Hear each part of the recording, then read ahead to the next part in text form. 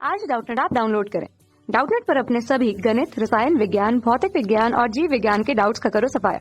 बस प्रश्न की फोटो खींचो, एक ही प्रश्न को क्रॉप करो और तुरंत वीडियो सोल्यूशन पाओ। अभी डाउनलोड करें।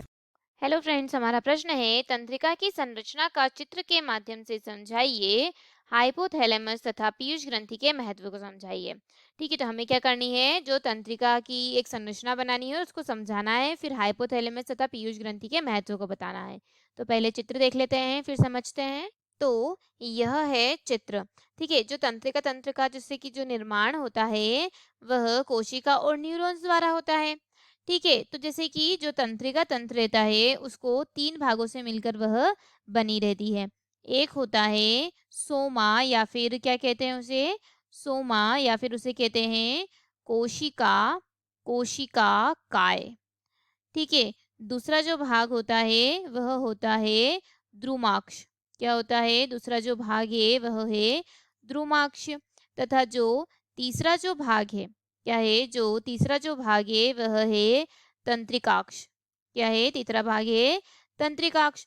जैसे कि जो सोमा है वह क्या है कोशिका काय है, तो यह कोशिका का प्रमुख भाग है। ठीक है, यह कोशिका का प्रमुख भाग है जो कि केंद्रक और जो कोशिका द्रव्य रहता है उसमें पाया जाता है। केंद्रक में एक सस्पेष्ट केंद्रिका होती है जिसे नीसेल कणिका कहा जाता है। ठीक है, और इससे जो न्यूरोफाइब्रिल्स, देखिए यह न्यूरोफाइब्रिल्स और यह सूक्ष्म तंतु निकलते हैं। ठीक है, दूसरा आप बात करते हैं द्रुमाक्ष की। तो यह छोटा होता है, इसमें कोशिका इकाई जो रहती है वह कोशिका इकाई की शाखाओं की तौर पर पाए जाते हैं, यह जो रहते हैं इन पर। ठीक है, और यह क्या करते हैं, यह तंतु कोशिका इकाई को उद्दीपन भेजते हैं, यह कोशिका इकाई की ओर उद्दीपन भेजते हैं। अब बात करते हैं हम तंत्रिकाक्ष की। तो क्या होता है, जो तंत्रिकाक्ष होता है यह तंत्रिकाक्ष एक लंबा प्रवर्ध होता है। ठीक है, एक लंबा प्रवर्ध होता है जो कि किससे निकलता है, तो कोशिका काय से निकलता है, जो कि तंत्रिका कक्ष से संदेश जो रहता है वह जो कोशिका काय से दूर चले जाते हैं। ठीक है, यानी कि जो दूरस्थ सिरा रहता है वहां पर। ठीक है, और क्या होता है, जो तंत्रिका कक्ष के जो माध्यम रहता है, जैसे कि पहले तो जो सेंट्रोमियर नामक जो पदार्थ भी रहता है इसमें, जो कि तंत्रिका आवेगों के संप्रेषण में महत्वपूर्ण भूमिका निभाता है। ठीक है, तथा इसमें जो दूसरे न्यूरॉन से मिलने की तंत्रिका अक्ष का जो स्थान होता है उसे क्या कहते हैं, जो सिनेप्स कहते हैं। ठीक है, तथा जैसे कि जो सिनेप्टिक रहता है वह। ठीक है, अब हम देखते हैं कि हाइपोथैलेमस और जो पीयूष ग्रंथि के जो महत्व है वह। ठीक है, तो यह क्या होती है, जो अंतःस्रावी जो तंत्र के द्वारा नियंत्रित क्या किया जाता है, इसमें उसका नियंत्रण होता है।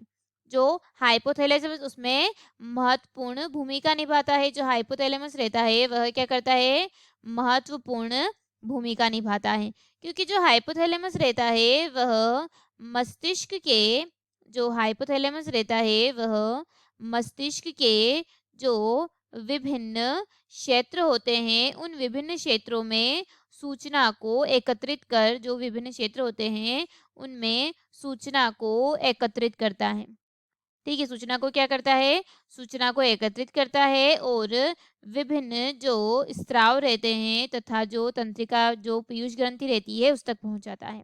ठीक है, और जो पीयूष ग्रंथि रहती है उसमें जो सूचना के आधार पर जो विभिन्न स्रावन रहते हैं उसमें सहायता मिलती है, तथा यह उन सभी क्रियाओं का नियंत्रण करता है।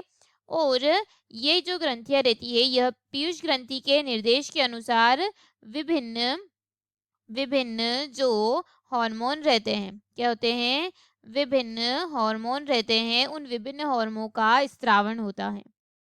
ठीक है, और यह जो स्त्रावित हार्मोन रहता है यह मानव शरीर तथा अनेक कार्य जैसे कि वृद्धि, उपापचय क्रियाएं, इन सभी को नियंत्रित करता है।